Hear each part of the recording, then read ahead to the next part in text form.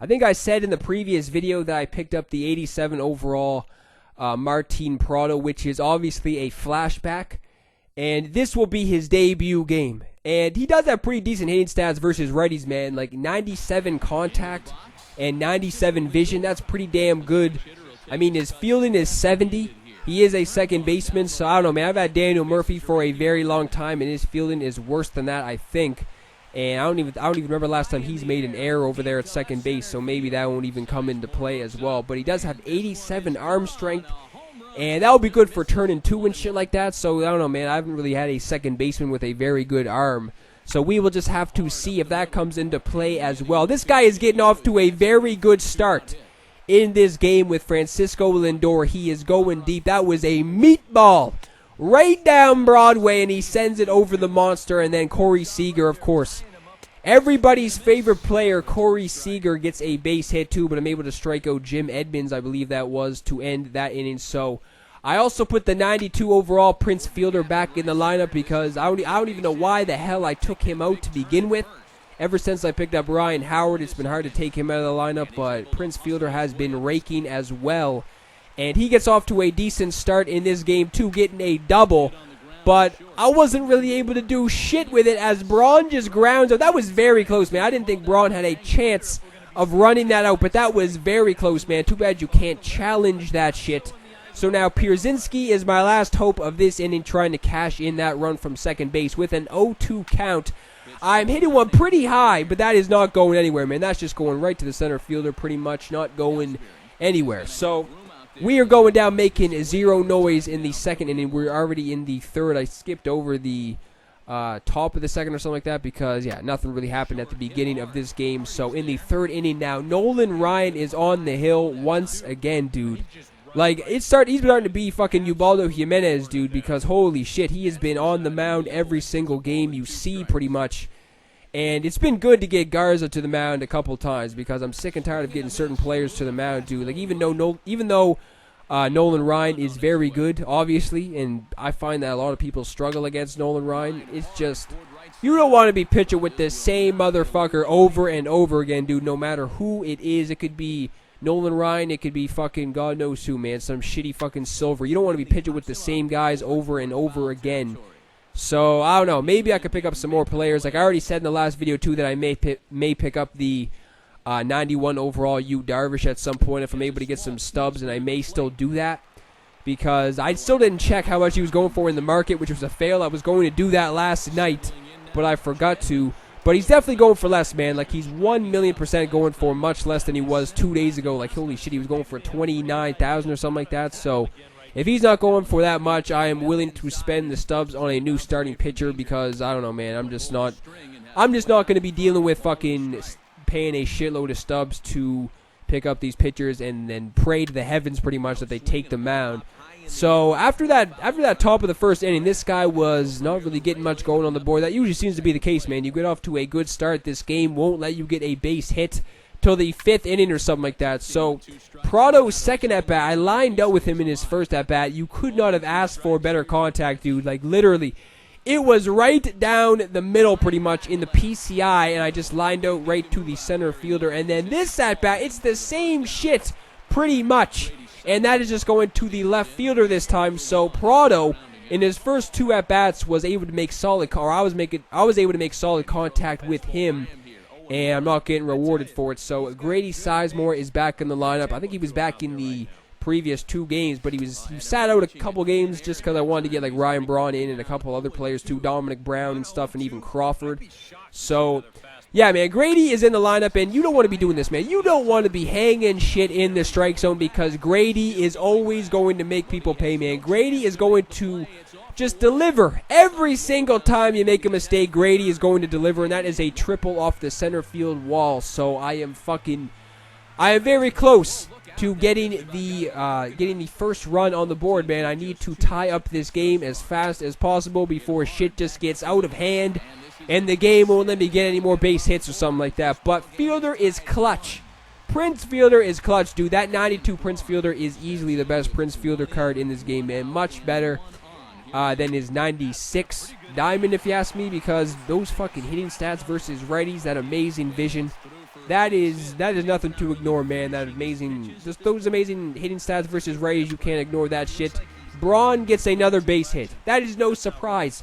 Braun is the right-handed Grady Sizemore. Braun may be the GOAT of the righties, dude. I don't even remember the last time I did so well with a righty. J.J. Hardy, too, man. I'm surprised I'm doing so well with J.J. Hardy against righties because I don't think J.J. Hardy he doesn't even have, like, half-decent hitting stats versus righties. I just picked him up because he has really good fielding.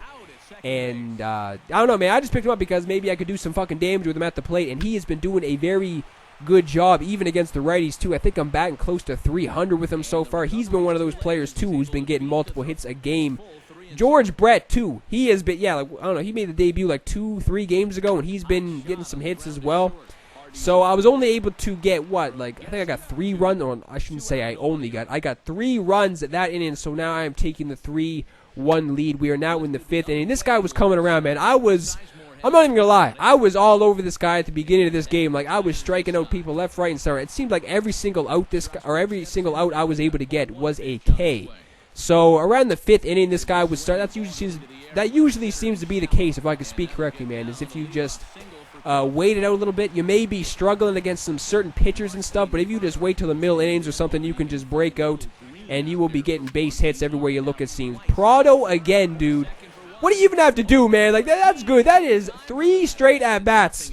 I'm able to make solid contact, but that time it is a double play. So now Grady is up with nobody on board. Too bad nobody was on base for Grady because he delivers. What a surprise. That is going over the monster. Who does anybody think they are, man? Leaving something up by your fucking chest to Grady Sizemore is just man, that's 6 feet under right there, man. You leave something up at the top of the strike zone to Grady Sizemore, that is death written all over it, man. You are not getting away with that.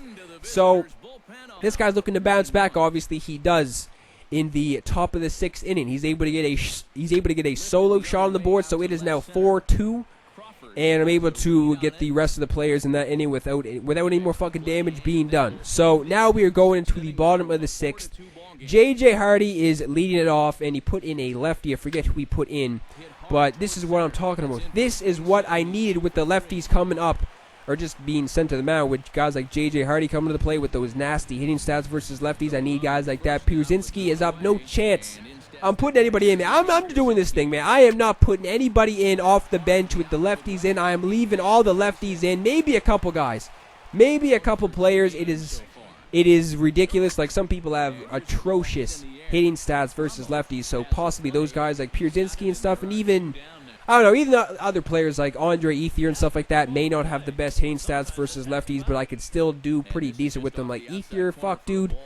I'm going to try and get him back in the lineup. I need to get him back in the lineup ASAP because, yeah, I don't even know why. I don't know if people are getting sick and tired of seeing him, but how could he be getting sick and tired of seeing somebody who's just going out there and hitting moonshots everywhere you look, pretty much? So Corey Seager, everybody's favorite fucking player, as I already said at the beginning of this video, is going deep, man. That is so fucking annoying. Like, there is nothing that pisses me off in this game anymore other than when Ichiro or Corey Seager get hits. That's it.